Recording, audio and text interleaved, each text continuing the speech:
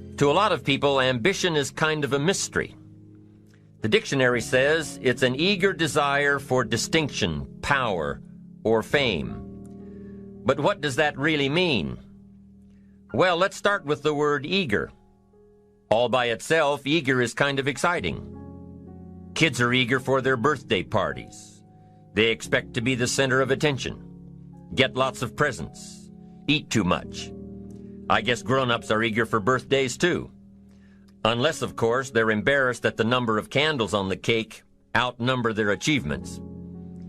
But we can be eager to see a ball game, eager to see our kids in a dance recital, eager to see an old friend, eager to shop for a new car. Eager sounds like a lot of fun. But do you ever hear people say they are eager to live a better life, eager to have a better family, eager to make a lot of money? Probably not. And that's a problem. Because how I see it, living a better life, having a better family, and making a lot of money takes an eager desire. We have the remarkable ability to get exactly what we must have. But there is a difference between wishes and desires. We've all heard people say, "Oh, I wish I could just drop 5 pounds. I want to be a little lighter." And we've probably said it ourselves, especially after a big holiday dinner of turkey and homemade pie and every other thing we can possibly stuff ourselves with in one 8-hour period of time.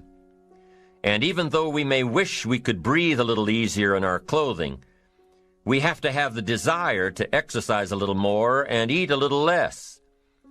The "I wish I could lose weight" has to become, "I have the eager desire to lose weight." I'm also sure you've heard people talk about wishing they had more money to pay the bills, or take a vacation, or just to take a little pressure off of life. But before their lifestyle can change, their wish needs to become a desire. If they really desired change, they wouldn't spend their evenings just watching TV and wishing they were doing something more. The backbone of an eager desire to change is discipline. True ambition is disciplined, eager desire. It's that little part within us that says, if I want to be ready for that meeting tomorrow, I need to finish preparing for it today. If I want to make sure I can pay for my kids' college education, I need to start saving today. If I want a better life tomorrow, I need to start working on it today. Ambition is a minute-by-minute, day-by-day mentality. To have the ambition to work towards a better family life, a newer car, a bigger house, a financially secure future, you have to live it every moment. If living a successful life was easy, I'm sure more people would be successful. If just being ambitious was enough, I'm sure all of the broke and perplexed people in the world wouldn't be broke and perplexed. While most people spend most of their lives struggling to earn a living, a much smaller number seem to have everything going their way. Instead of just earning a living, the smaller group is busily working at building and enjoying a fortune. Everything just seems to work out for them. And here sits the much larger group, wondering in awe on how life can be so unfair, complicated, and unjust. So what's the major difference between the little group with so much and the larger group with so little? Despite all the factors that affect our lives, like the kind of parents we have, the schools we attended, the part of the country we grew up in, none has as much potential power for doing good as the ability to dream. Dreams are a projection of the kind of life we want to lead. Dreams can drive you. Dreams can make you skip over obstacles. When we allow our dreams to pull us, they unleash a creative force that can overpower everything in our way. To unleash this power, though, your dreams must be well defined. A fuzzy future has little pull power. Well-defined dreams are not fuzzy. Wishes are fuzzy. To really achieve your dreams, to really have your future plans pull you, your dreams must be vivid. If you've ever hiked a 14,000-foot peak in the Rocky Mountains, one thought has surely come to mind. How did the settlers of this country do it? How did they get from the East Coast to the West Coast? By foot. Carrying one day's supply of food and water is hard enough. Can you imagine hauling all of your worldly goods with you? Mile after mile, day after day, month after month? These people had dreams, big ones. They had ambition. They didn't focus on the hardship of getting up the mountain. In their minds, they were already on the other side. Their bodies just hadn't gotten them there yet. Despite all of their pains and struggles, births and deaths along the way, those who made it to the other side had a single vision: to reach the land of continuous sunshine and extraordinary wealth. To start over where anything was possible, where everything was possible. Their dreams were stronger than the obstacles in their way. You've got to be a dreamer. You've got to see the future finished in advance. You've got to see California while you're climbing 14,000-foot peaks. You've got to see the finish line while you're running the race. You've got to hear the cheers when you're in the middle of a monster project. And you've got to be willing to put yourself through the paces of doing the uncomfortable until it becomes comfortable. Because that's how you realize your dreams. Our great country was founded with dreams. They've always been important. Dreams are what caused thousands of people to leave their homes and families and start over in a land where anything was possible. To this day, dreams continue to bring people to our land of opportunity, to a country where you can start with little and end up with a lot, to America. Don't you sometimes wonder why so many immigrants who come to America can build a new life and a fortune while many of the people who were born here are barely surviving? They have a dream, a defined goal, ambition. Aside from the pioneers that crossed the prairies and the mountains to reach their vision of hope and future promises, there are other amazing examples of how ambition has shaped America. Take Ben Franklin, for instance. When most people think of Ben Franklin, they remember the kite and the lightning bolt and the discovery of electricity. What a lot of people may not know is that Ben Franklin was one of the first writers to address self-making. When Franklin started Poor Richard's Almanac in 1732, he used the blank spaces between the crop data and the weather information to insert clever bits of moral and practical advice. I'm sure you've heard the saying, fish and company start to stink in 3 days. Well, that was one of hundreds of Ben Franklin's comments on life. Another was, diligence is the mother of good luck. You know, it's amazing how hard-working, smart-working people have all the luck. We sometimes hear of a brand-new musical group, an overnight success. They must have been in the right place at the right time, knew the right people, had a friend to help them out.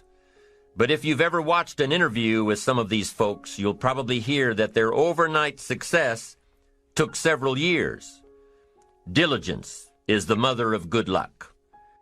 Now, in addition to these witticisms, Ben Franklin gave us 3 principles of success and ambition that have withstood the test of time.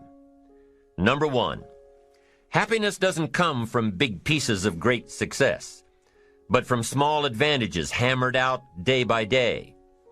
What Mr. Franklin is saying here is that we must be happy with what we've got when we're in pursuit of what we want. Too often we say, oh, I'll be happy when I just get that promotion. I'll be happy when I just land that contract. I'll be happy when I just have more money. I'll be happy when I just. Just what?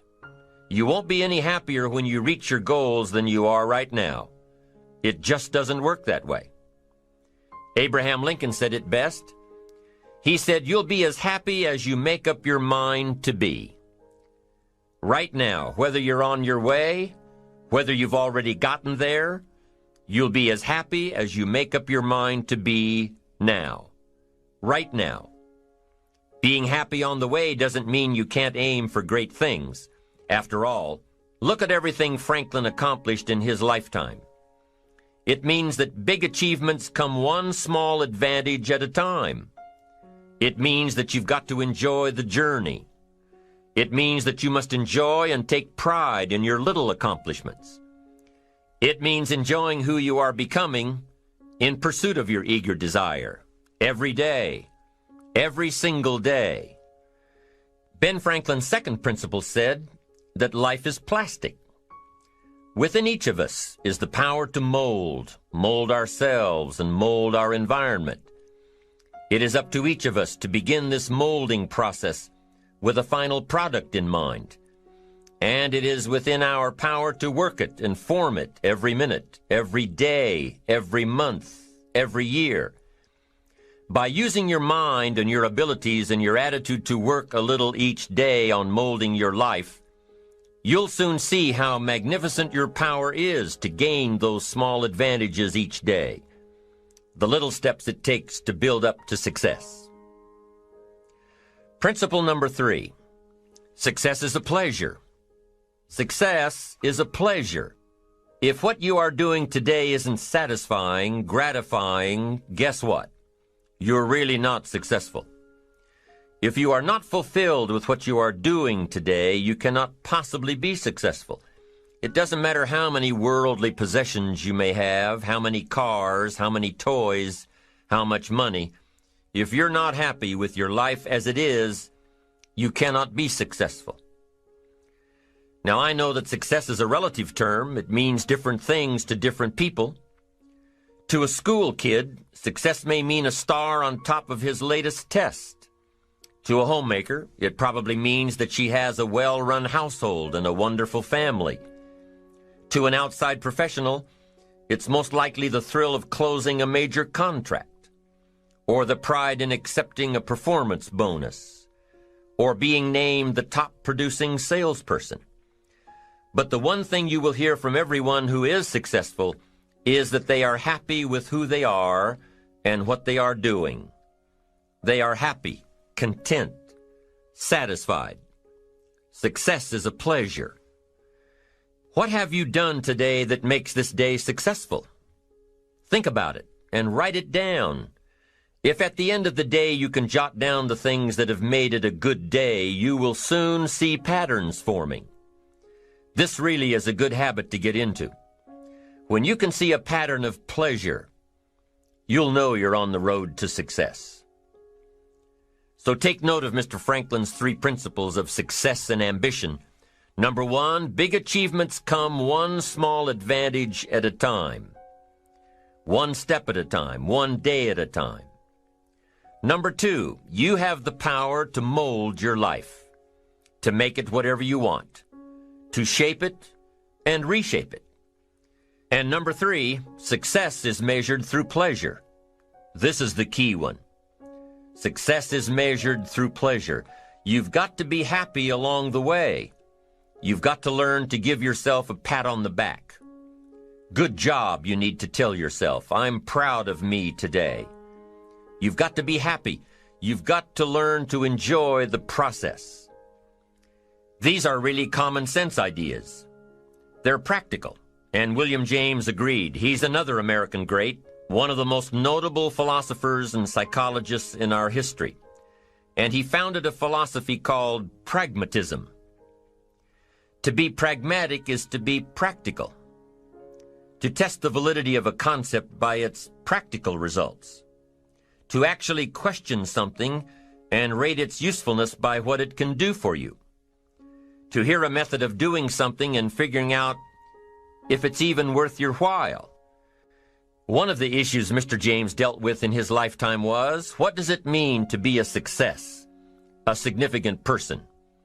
After years of pondering this question, William James described success as a combination of 2 things. Number 1, an inner ideal which is followed persistently with courage. And number 2, outer achievement related to that ideal. Let's go back to number 1, an inner ideal which is followed persistently with courage. I take that to mean defining a goal and having the resolve to complete it. No matter what, I'll do it or die. Promise yourself you'll read the books until your skills change. Go to the seminars until you get a handle on it. Do it until it makes sense. Practice it until you've got it right. Don't give up until you get where you want to be, however long that is. Step by step, piece by piece, book by book, seminar by seminar, do it until. Go for it. Until is a very important word. It's magic. It means that you'll never give up. Don't miss the chance to grow, to pay the price. Until you learn, change, grow. You'll discover some of life's great treasures when you pay that price. William James' second part to success dealt with the outer achievement related to that ideal. You need both aspects to really be a success. But what Dr. James realized about his philosophy of success was that the first part is indeed more important than the second. Going for it. As long as you're working toward your inner goal, your dream, then success is possible. But once you give up your inner vision, then you can never become successful. You never will become successful. Until doesn't even matter. Now, maybe the person who's been working on a project for 10 years can be successful in his own right, if he's honestly working toward it, doing everything to make himself worthy of reaching the dream, really happy with where he is, doing it until. Then maybe he is a success. It's a personal thing, going for it one step at a time. Going for small accomplishments along the way for however long it takes. So let's think about this for a moment. What outside evidence or results or proof can be seen when you accomplish your goals one step at a time? You'll start to see things change around you, little things, not major things, but little everyday things, things you may not even notice unless you are paying attention. If you're one of those who'd rather stay up late and get up late, only to discover that your workplace doesn't fit your schedule, and you roll out of bed cursing the alarm clock every morning, maybe you could start with the little change of going to bed half an hour earlier than normal. And maybe you'll see, in time of course, you can't train your body overnight, maybe you'll find out that you jump out of bed in a better mood, and that your day will start better, and that you'll get more done, and that the people around you that caused you problems aren't so hard to work with after all. It all starts by making one little change and adding to it every day. You see, you can't change what's going on around you without first changing what's going on within you. Start changing how you look at mornings, and sure enough, people will start changing how they look at you. When you start changing how you think, how you act, how you treat others, how you treat yourself, when you start responding instead of reacting to life, life will start responding to you. I'm telling you that you can do it with your lifestyle. You can do it with your sales career. You can do it with your management career. You can do it with any part of your life. If you are looking for equities unmatched, don't curse the only thing you have, seed and soil, sunshine and rain, miracle and seasons. But start processing things like we're covering in this program, and change will take off for you. You cannot believe what can happen in such a short period of time. So you ask yourself, what small changes can I start making today? Well, you can start in your car on your way to work. If you're sitting on the highway, stop-and-go traffic, moving at about 15 miles per hour tops, look at the guy or the lady sitting next to you and give them a smile, or thumbs up, or even wave. Now, some people might think you're a little strange, but hey, you'll feel better. And tomorrow, when you get into the office, how about a big cheery hello to the people at the front desk? And everyone you see on the way to your office. And when you get home tonight, how about giving your wife or husband and kids big hugs instead of collapsing on the sofa? When you start with the little things that make others happy, improve their day, you'll find that these little things add up to big ones. So what happens when you start taking charge of your own personal happiness, your own life? Do you think that these little things will somehow make a difference in meeting your goals? You bet they will. You can't do it alone. You can't be successful by yourself. It's hard to find a rich hermit, you know.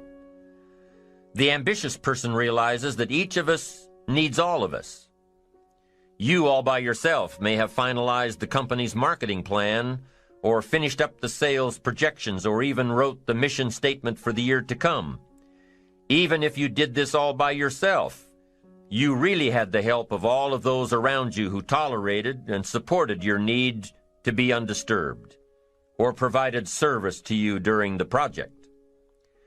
Maybe you should thank those people every once in a while with a dinner certificate, or a bouquet of flowers, or 18 holes of golf. Even a thank you note. Thank you notes are so important. After all, without your support team, you probably wouldn't be where you are today. You can't be successful by yourself. So thank them.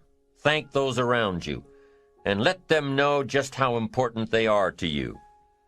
Be it your office personnel or your family or your friends, a thank you sure goes a long way. So, is it important to do a little extra for these people as you are working your way toward your goals? I think so. I'm sure you do too. Once you've decided that you're going to set sail, go for it, and let loose on your new charted course. You don't have to worry about the winds that will most certainly blow around you, the obstacles, the negativity that will stand in your way. You don't have to worry about what other people will say. You just have to keep your mind on your course. Those winds may blow fast and furious, but if you know your path, if you know where you are going, they will help push you toward the dreams and goals and treasures that you have already decided you're going after. Your goals will push you forward, ahead of the stormy weather. There are some amazing people around that we can learn from today, people who have already braved the storms and come out on top, people who are still alive today, people who started with nothing and ended up with something great. Famous people, not so famous people. Maybe even people you know, but don't know their stories. People who had an early vision and ambition. People who turned their focused dreams into the reality of success. One of my friends tells this story about her dad. She thinks he's cheap.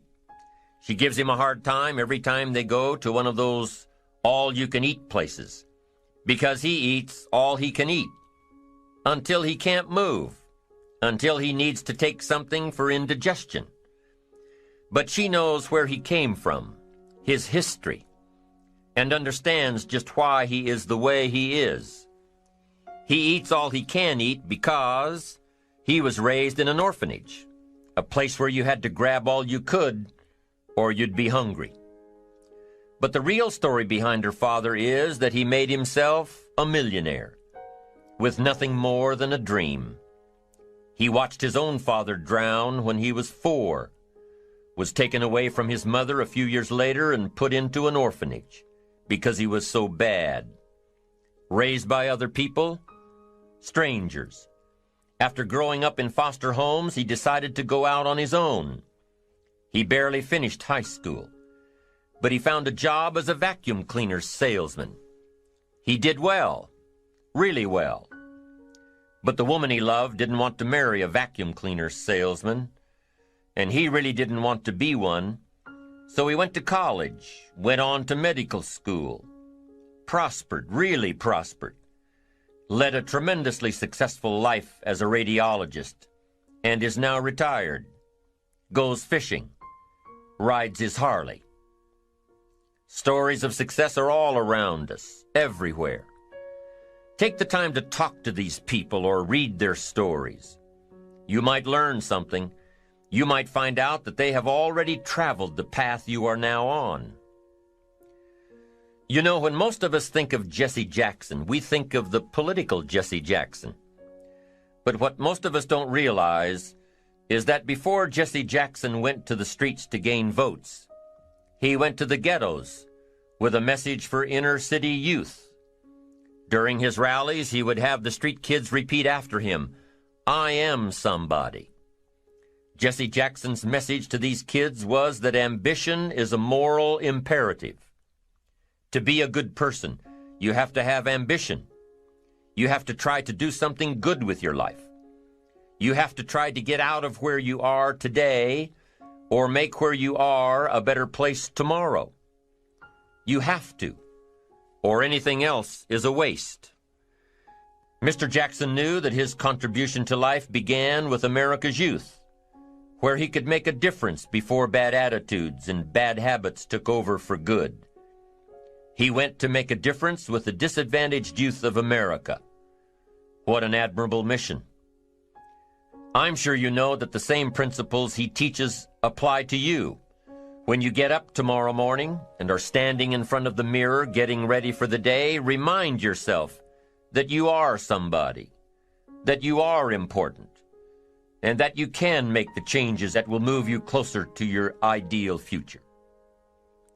Listening to the words of people like Jesse Jackson are of total importance because motivation, lasting motivation, is backed with education. Many of these people have written books on their journeys. These books tell the stories and give the secrets that we can all learn from. Let's say you decided to take a trip, just a short one, maybe for a weekend. Let's say you want to go away to a place you've never been before. Wouldn't you want to find someone who had been there? Ask them a few questions. What's the best way to get there? The safest route? The quickest route? What do I need to bring to be totally prepared? What fun things should I look for on the way? What dangers do I need to avoid? By talking with someone who has already been there, it'll make your trip that much more enjoyable. It's the same thing with life. By listening to those who are farther along in the journey you are interested in taking, and learning from their successes and failures, you just might pick up something that will make your journey that much better. Listening to the stories of others can be motivating, captivating. They can provide that extra push you've been looking for. They can demonstrate what the power of ambition is truly all about. They've been there. Their knowledge is valuable. And when you use that knowledge and motivation to take action, you'll gain momentum. Eventually, you will find that the key to motivation, true motivation, is right there inside you. You won't have to look elsewhere to get pumped up, turned on, charged up. With the right knowledge behind you, you will learn how to motivate yourself. With the right knowledge, you will find yourself becoming inspired on your own, by your own learning, by your own discovering. You won't have to hope that somebody comes along to turn you on in the morning. They might not show up. You'll find that your journey of pursuit is the best alarm clock in the world. Joseph Epstein wrote a book called Ambition. In his book, Epstein defines ambition as the fuel of achievement. He says that everybody has a need for achievement, to do well, to get somewhere in life, to be better, to achieve. Achievement means moving forward. And in order to move forward, you must be motivated, inspired, ambitious. You must have dreams and goals that create ambition. Good ambition, positive ambition. Now, ambition does not mean being greedy. It does not mean being selfish. It does not mean getting ahead at the expense of others. Ambition is not greed. Ambition is not avarice, an all-consuming desire for wealth. Ambition is not hoping you can win at the expense of others. Do you suppose Judas was ambitious? He ended up with 30 pieces of silver, a fortune in those days. Was Judas successful because he had all that money? No, Judas sold out. Was Judas happy when it was all over with? No. The money didn't make him happy. What he did to get the money certainly didn't make him happy. What Judas became in the pursuit of his fortune caused him to end his own life. What drove him was not ambition. Ambition is not greed. Ambition is an eager desire to achieve, an eager desire to get ahead in life, to do more for your family, to prosper in health, wealth, and relationships. Now, desire does not always translate into ambition. Desire is what you want for yourself. A bigger house, a better car, a fatter bank account, a better life. I desire to have these things. Ambition is how you get there. Desire is sometimes healthy. Desire is sometimes unhealthy. Desire might say, I want the tallest building in town. The destructive side of desire might urge you to tear all of the other buildings down. I guess that's one way to do it. You might get away with tearing down the first one and maybe the second one. But in your desire to tear them all down, sooner or later, some guy is going to be standing out in front of his building saying, I'm on to you. Get out of here. And pretty soon you're no longer known as a builder. You're known as a destroyer. Now, the second way to have the tallest building in town is to see it, dream it, and plan it, and put your team on it, work on it. Go through all of the steps to get there. Do it right.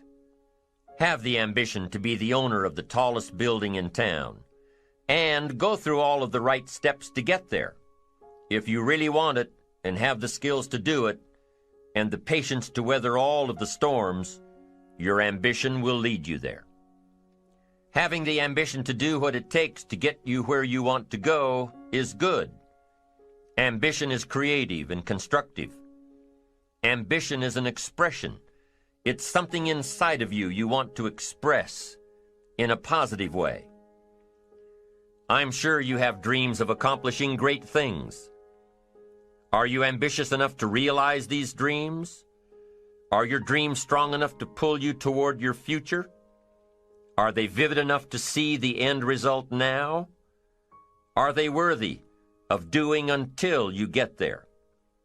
What are your reasons for creating these dreams? Reasons vary from person to person. I bet if you did a little soul searching, you could come up with a fairly strong list.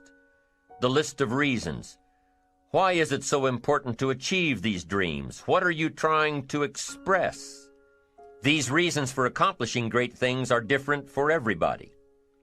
There are personal reasons, sometimes uniquely personal reasons. Some people do well for the recognition.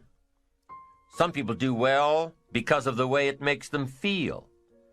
They love the feeling of being a winner, and that is one of the best reasons.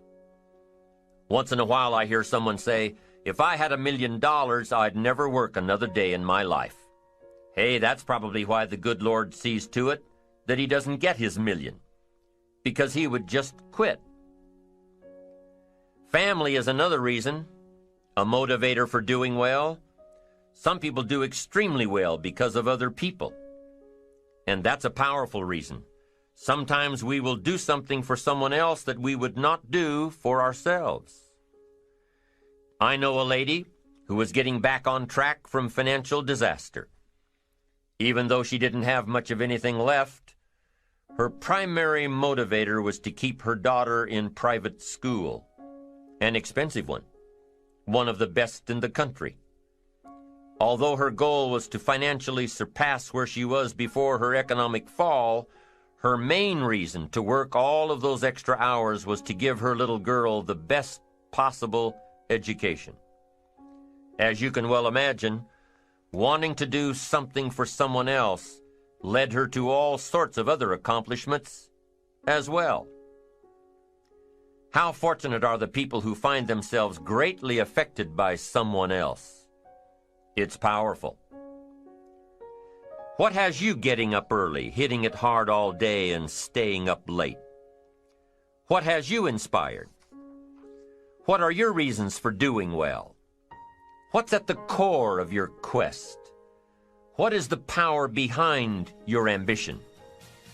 Think about it. Jot it down. Do some soul searching. Define your reasons so they will work better for you. So now we have determined that it's in your best self-interest to be ambitious. Self-interest, self-preservation. As human beings, we can't help but be interested in our own self-preservation. We can't help but be self-interested. It's one of the strongest urges we have. Interested in our preservation, interested in our development, interested in our success. There's certainly nothing wrong with self-interest, but here's the clue. Self-interest must be enlightened as to what truly serves us best. When I found out that self-interest was okay, that was a big relief to me. Now, we're not talking about selfish. We're talking about self-interest. Self-interest needs to be educated, enlightened. Self-interest is willing to be benefited by service to others, not at the expense of others. Self-interest at the expense of others starts to be greed, evil, hoping you go up as someone goes down, hoping to attain while someone else loses. I win, you lose. We call that the beginnings of evil, the dark side of our nature, wishing to benefit at the expense of others. Enlightened self-interest wishes to benefit at the service of others. A friend of mine tells this little story about a person she hears from about every 3 months or so. This guy calls to solicit money for food baskets for homeless families. She's happy to give her money to them. She was unfortunately homeless for a short period of time, and she knows the position these people are in. This group is legit. She checked them out. But after the second or third time this guy called, same guy, after the second or third time he called, she started talking to him about other stuff. Turns out this guy is broke, living in a hotel, looking for any construction job he can find. Any job at all. But what's unique about this guy is that he donates 2 or 3 hours a night, every night, to call people and get money to feed the homeless. Every night, from his hotel room. Now, most people would say this guy should use those hours every night to work a second job or a third job. But while he's way down on the ladder of success, he feels it's important to help those less fortunate than he is. He has a roof over his head. He makes enough to feed himself. And my friend says that every time she talks to this guy, every 2 or 3 months, he's doing better. He's digging himself out of debt. He's starting to save money. He thinks he'll be able to move into an apartment in another month or 2. Now, recently an interesting thing happened. My friend was talking with an associate of hers. She's single, lives in a big house, needs to find a handyman to help her out on a regular basis, someone who can build an addition onto her house. So my friend told her about this guy.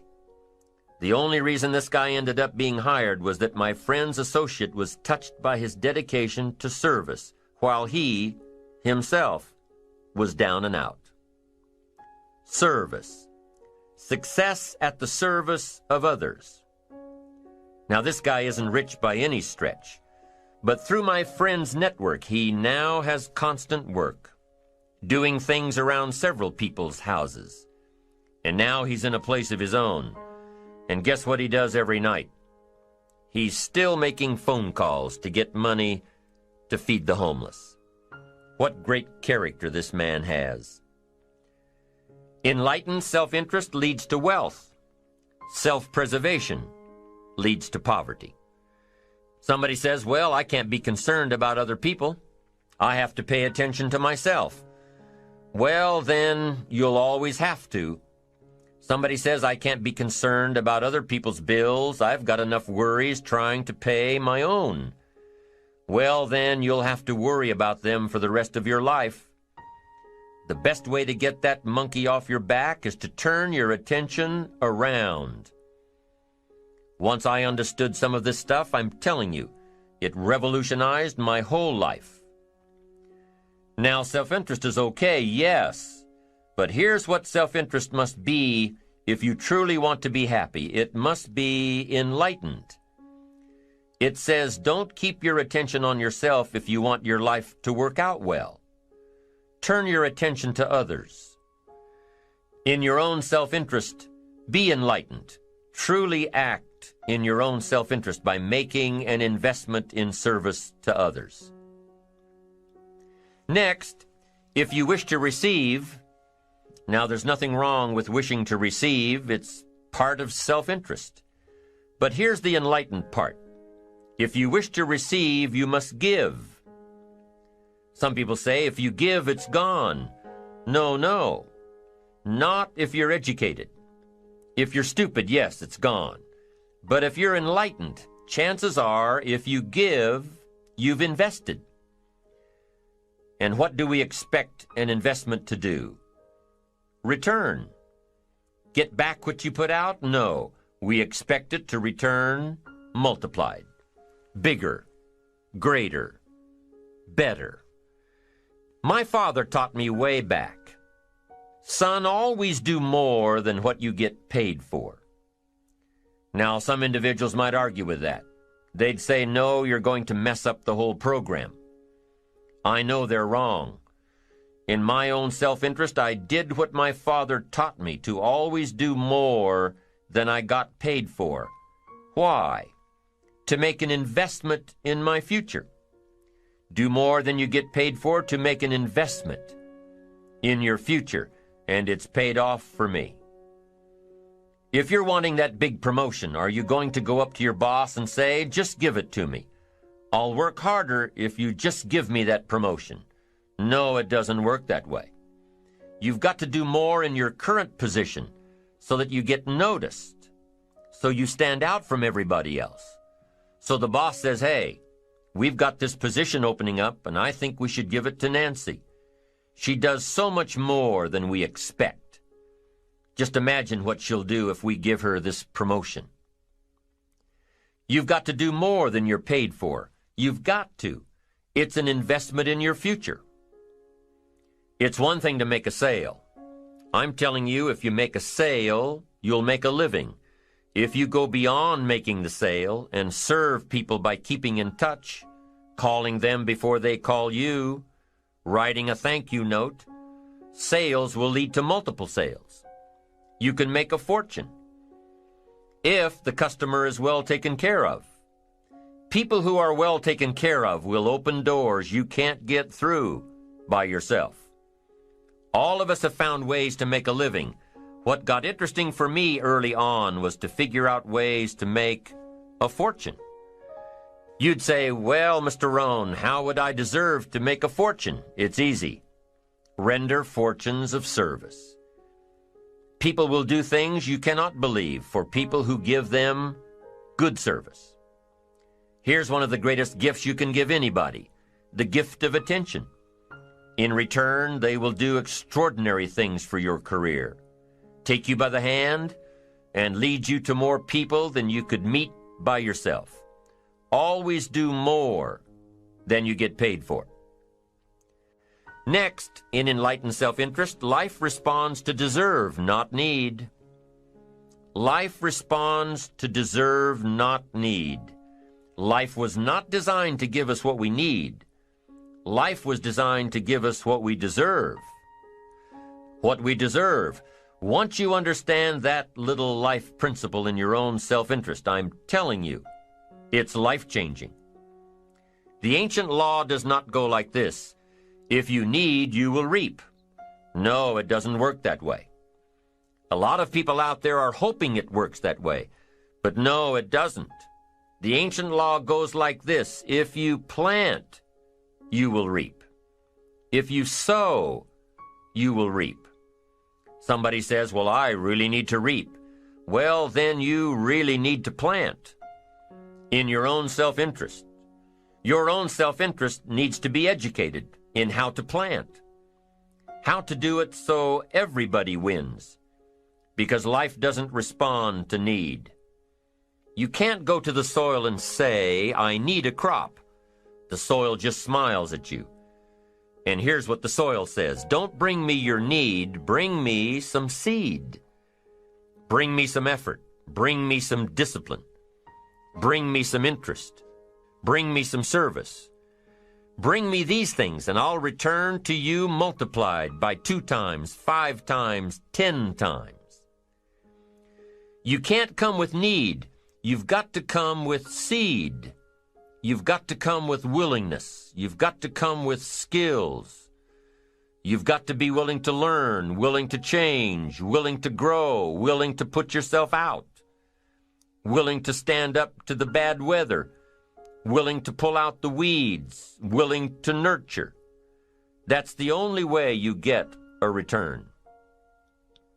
Once you understand these principles, self-interest now truly becomes an exciting challenge, making sure everybody wins.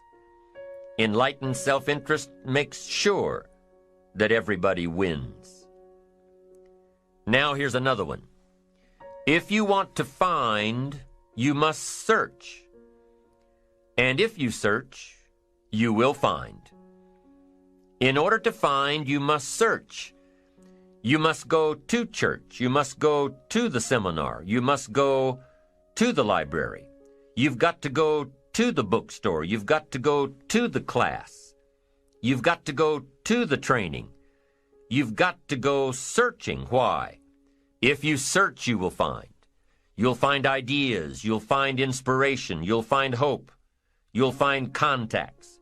But you've got to be out there, on the search, on the look. Life reserves its treasures for those who deserve it, not those who need it. Enlightened self-interest, giving so that you will receive, searching so that you will find, making sure that everybody wins all the way around.